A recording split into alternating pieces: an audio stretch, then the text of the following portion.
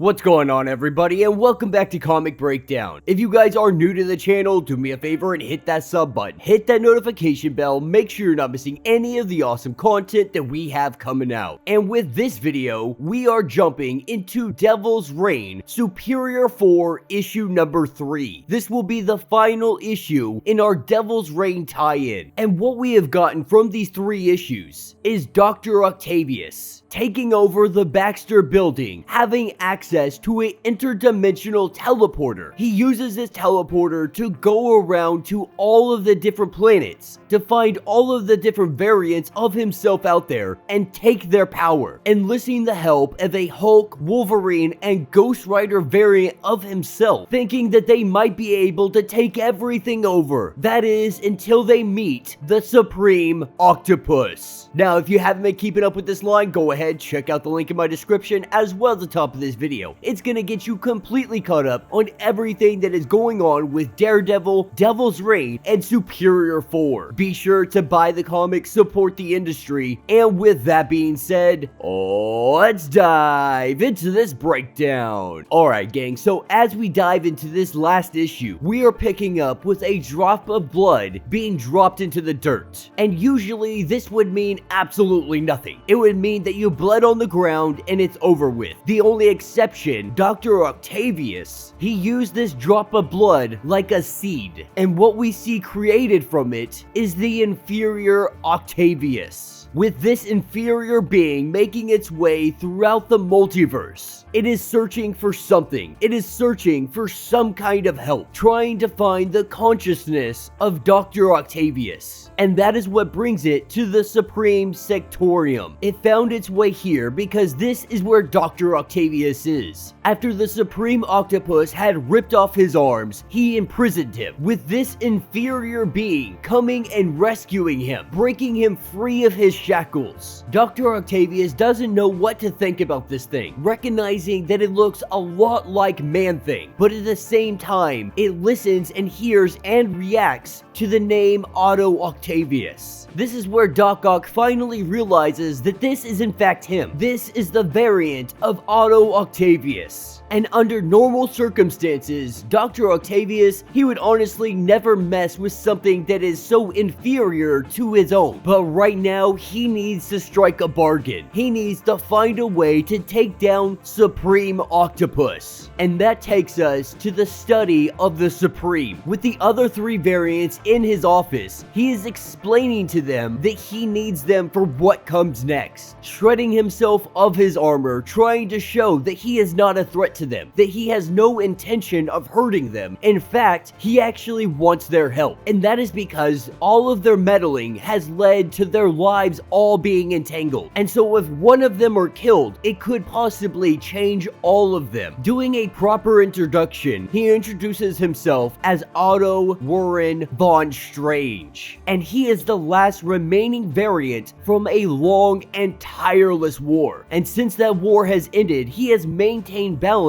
with inside their multiversal existence. But this position, it requires an heir, or heir. And the first time I read through this, I immediately thought of the TV show Loki. This is almost identical to what Kane the Conqueror had offered Loki and his variants. So in that terms, it's a little bit disappointing that this is just rehashing a literal TV show that was on not even that long ago. But as he walks through the facility, showing them everything to offer, letting them know that they have all done this before. Another Otto once razzed through the entirety of the multiverse, killing millions, siphoning minds, swapping bodies, the usual when it comes to Otto. But the Supreme Octopus, he is the one that put a stop to him. Not necessarily killing him, but stopping him, and now having an army of his own Octaviuses. He did this through technology and magic. He used the technology to defraud the Octavius that came to his world and tried enslaving everybody. And magic, he used magic to take everything else. And now this earth is prospering. He eradicated all disease. He ended global conflicts, providing provided universal education and abolished world hunger. He has truly built what he calls a paradise. Meanwhile, inside the cells, we have the Man-Thing and Dr. Octavius. And Dr. Octavius wants to strike a deal. With him no longer having his robotic arms, he needs a little bit extra help, asking the Man-Thing variant, will you help me? Will you help me kill the Supreme? And the Man-Thing, it doesn't speak, so it can't give him a direct answer. What it does do is it goes over to him, it climbs onto him, and it attaches himself to where his arms would be in the first place. Man-Thing attaches himself and makes him the arms of Dr. Octavius. And so with them bonded together, the Man-Thing variant, he wants something in return. Dr. Octavius swearing that whatever he wants, he will have after the Supreme has been taken out. And picking up with our other variants and the Supreme, he is letting them know that after the war, he began holding the delicate position of non-interference. And he has now come to believe that this new cycle, all of this craziness that is now happening, is because he did not interfere anymore. But he wants these variants all to stay here. He wants their help in keeping all of the Octaviuses and all of existence in check, because this is something that Dr. Octavius, in any form, in any variant, will always try to accomplish. They will always try to get into the multiverse. They will always try to take things over. Our Supreme wants to let them know that he is saving them from themselves. That once they are able to see the multiverse, once they see everything that he has to show them, they will truly understand why this is a necessity. For example, Earth 7214, the outcome from meddling manifestations. Otto Octavius is born an Atlantean, fated to create a bioweapon that eradicates water from the multiverse. Because of this, the Supreme, he sunk Atlantis on this Earth, but he also lets the three variants know that each of you on your own Earth, you will cause some kind of destruction, letting the Hulk variant know that while he may be able to take care of the radiation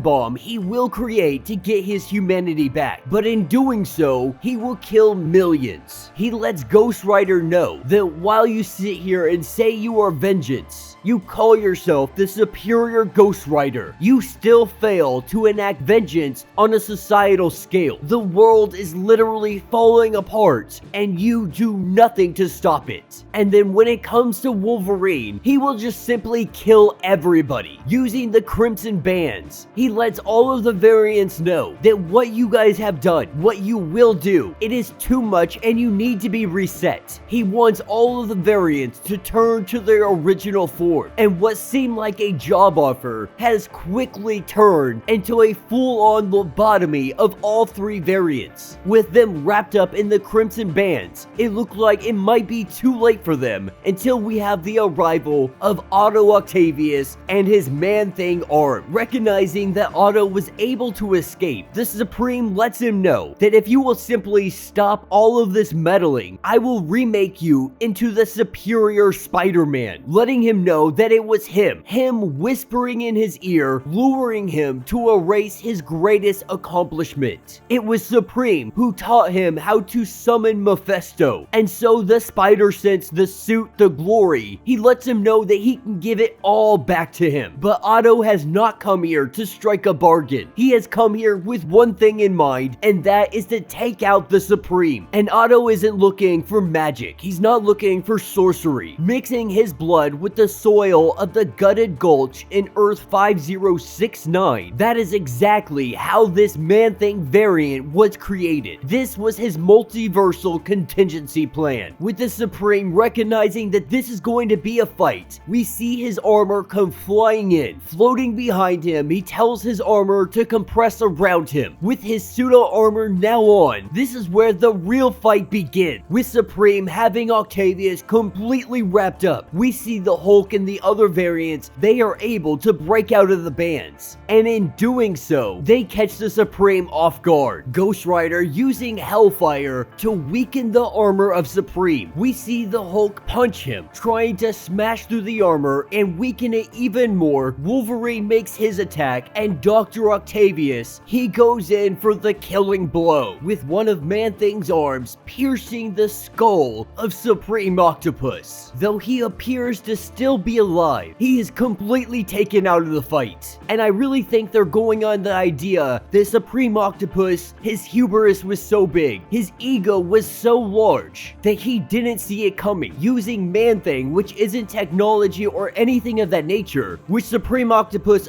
appeared to believe that that's what Doc Ock was using. It's kind of weird. They kind of really just jumped into that. But we'll dive more into that at the end of the issue. With Supreme Octopus now on the ground, they have to ask what to do now. Now we have no way of opening up a portal. We have no way of getting back to our Earth. With Doc Ock introducing all of the variants to the new variant, the Man-Thing Ock. Man-Thing going over to the Supreme, attaching himself to him, using whatever bit of magic is remaining inside of him currently. We see him open up a portal. This portal is taking them all back to the Baxter building. Dr. Octavius, he goes to build some new arms, while all of the variants, they fix the teleporter. And per Dr. Octavius's agreement with the Man-Thing variant, it is now time for him to hold up his end of the bargain. With the teleporter now fixed, they walk into it, and he brings him to some kind of location. He doesn't disclose this location to any of the other variants, saying that it is better none of them know where this guy is. Returning the Man-Thing variant, he comes back through the portal, knowing that one day Supreme may be able to recover and come back for revenge. Recognizing that there is no more room for error, it is time for him to think bigger. And so he makes a proposal to the other variants, wanting their help of ridding New York City of all the crime. He wants to prove that the Superior Four are better than any of the wretched heroes who police this world. And the four of them united, they will serve as judge, jury, and executioner. And with their help, Dr. Octavius swears to each of them that he will help them in some way. Help the Hulk de-evolve back into his normal self. Dr. Octavius willing to go with Ghost Rider down into hell, retrieve his soul, and find out what really happened to his mind.